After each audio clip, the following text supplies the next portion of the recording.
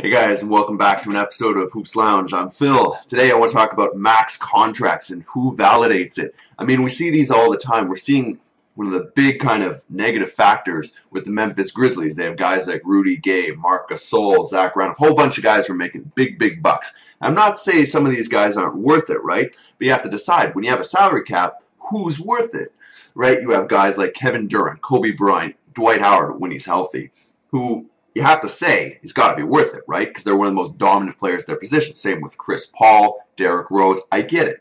But then you have that second tier, right? You have your Josh Smith. You have your Tyson Chandler. You have a lot of guys like that who are going to be demanding max contracts. And because of what they do, they kind of get it. Or teams are afraid to lose them and all things like that. I kind of believe it's the wrong way to approach paying a player as a GM. Like, I think if I was a GM, I'd be a really stingy guy.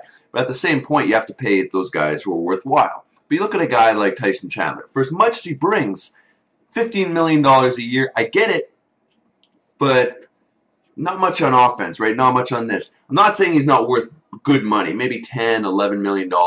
Maybe you have to overpay considering what he's done. But, you know, it's those little differences of the $4 or $5 million per year that can make, because you can sign a whole nother guy for that, right? That's like bigger than the veterans minimum.